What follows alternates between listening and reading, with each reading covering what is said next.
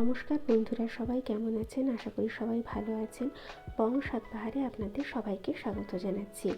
আজকে একটি চকলেট কেকের ডেকোরেশন উইথ প্রিপারেশন আপনাদের সাথে শেয়ার করব।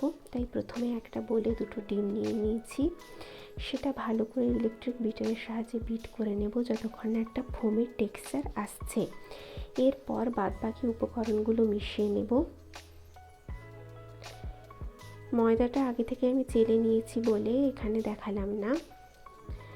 1 কাপ ময়দা আর 1/4 কাপ কোকো পাউডার নিয়ে নিয়েছি, আর সুগার পাউডার 1/2 কাপ আর 2 চামচ অ্যাড করেছি। আপনারা যদি চিনি বেশি খান তাহলে আরও একটু বেশি দিতে পারেন। এটা ভালো করে বিট করে নেব। এরপর 1/2 কাপ দুধ নর্মাল টেম্পারেচারে থাকা, আর 1/2 কাপ সাদা তেল দিলাম। এরপর 1 চামচ বেকিং পাউডার, 1/2 চামচ বেকিং সোডা,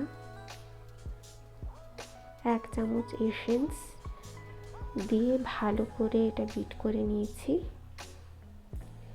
এরপর এটা কেক টিন বা মোল্ডে দিয়ে দিয়েছি। এভাবে ভালো করে ট্যাপ ট্যাপ করে নিতে হবে যাতে বাবলসগুলো বেরিয়ে যায়। এরপর প্রায় 40 থেকে 45 মিনিট বেক হয়ে যাওয়ার পর স্পঞ্জ একদম রেডি। এই দেখুন, পারফেক্ট স্পঞ্জ রেডি হয়ে গেছে। ওয়েটটা প্রায় স্পঞ্জটার হয়েছে 520 গ্রামের মতো, আর 2 পাউন্ড কেকের ওজন হয় 908 গ্রামের মতো। বাকিটা আমরা ক্রিম দিয়ে ঠিক করে নেব। এরপর হুইপ ক্রিমটা বিট করে নিচ্ছি কেকে ইউজ করার জন্য।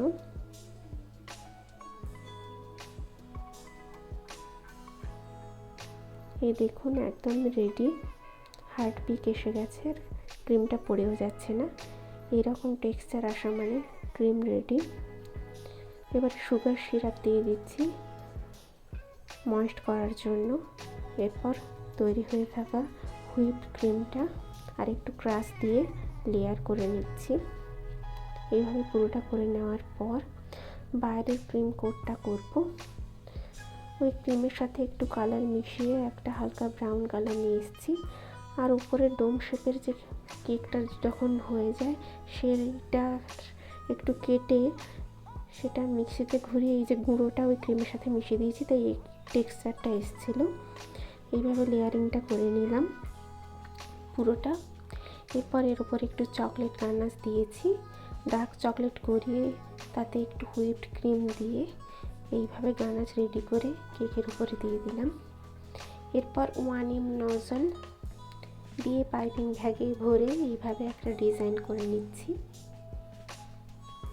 আর একটু উপর থেকে চকলেট চিপস অর্থাৎ চকো চিপস যেগুলো সেগুলো দিলাম। আর ডেকোরেশনের জন্য চকলেট বিস্কুট অ্যাড করলাম। চকলেট কেক একদম রেডি।